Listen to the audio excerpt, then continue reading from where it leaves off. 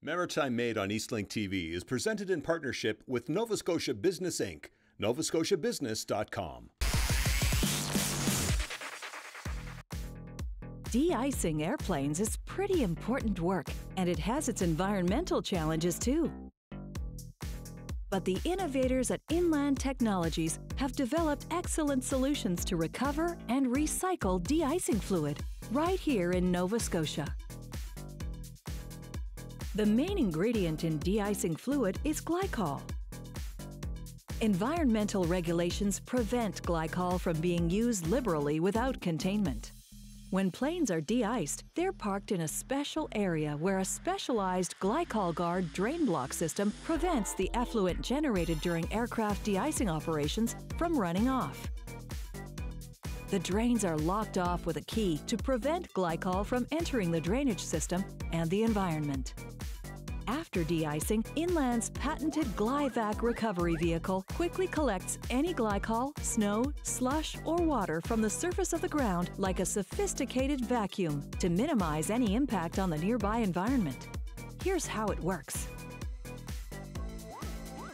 A hydraulic motor powers a huge fan that blows air at high speeds. The forced air blows out at a speed of 300 kilometers per hour and shears water and glycol off the surface of the ground, which is vacuumed up into the truck. The recovered liquid hits baffles on the top, inside of the truck, and then falls down into the tank while the air keeps moving. Once collected, this liquid material containing glycol will be taken to be processed in Inland's custom patented recycling system. The GlyVac uses an onboard pump that can offload a full load of 6,800 liters of effluent in less than 10 minutes. This collected material is first fed into the filtration tank to remove dirt,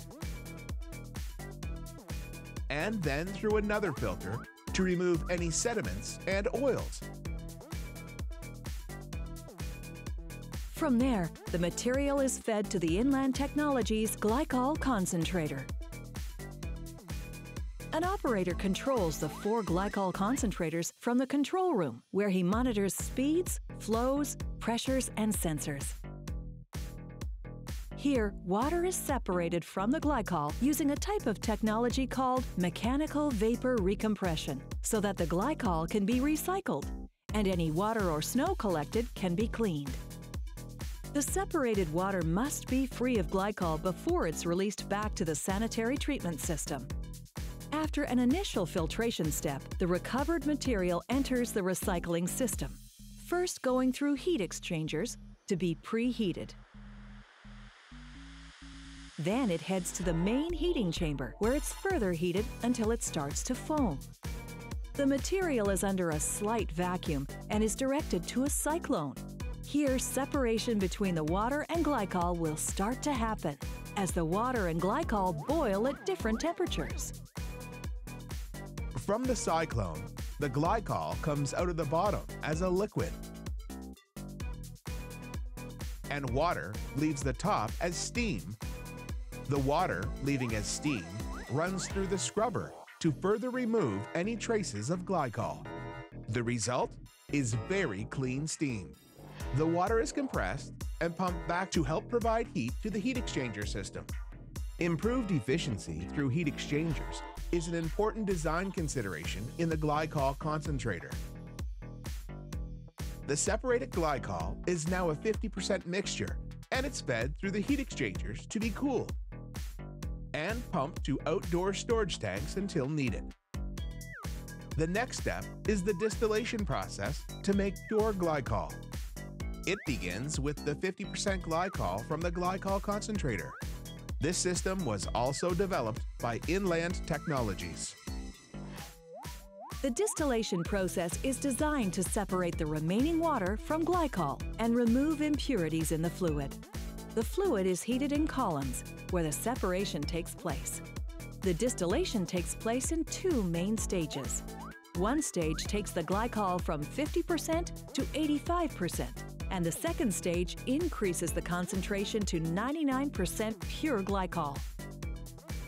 The last step of purification is ion exchange and polishing, which removes microscopic impurities.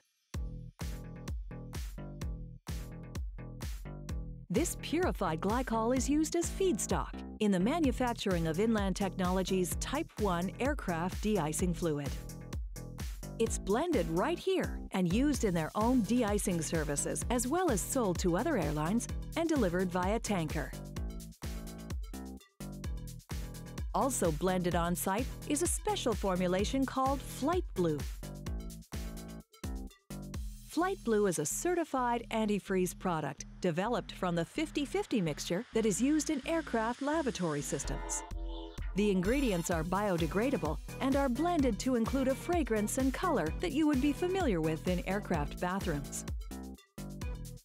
All products and processes are tested daily in the quality lab to ensure purity in the glycol that is produced and the purity of the water that is processed and released. When Inland Technologies tackled the challenge of recovering and recycling glycol, they decided to do it themselves. And they have designed and manufactured their very own systems. At their 18,000 square foot, 1,700 square meter production facility in Brookside, Nova Scotia, they manufacture their very own recovery vehicles and glycol concentrators. These massive vehicles can take up to 1 month to complete and are shipped to different places all over the world. Building the glycol concentrators takes a team of workers roughly 3 months to build from scratch. They work on building 2 to 3 systems at a time. First, starting with the base or frame. Then, building out the main components of the heat exchanger, including the cyclone and the scrubber.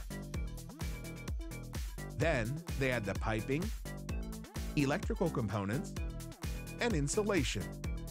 The glycol concentrators can process up to 4 million liters of recovered material from de-icing each year.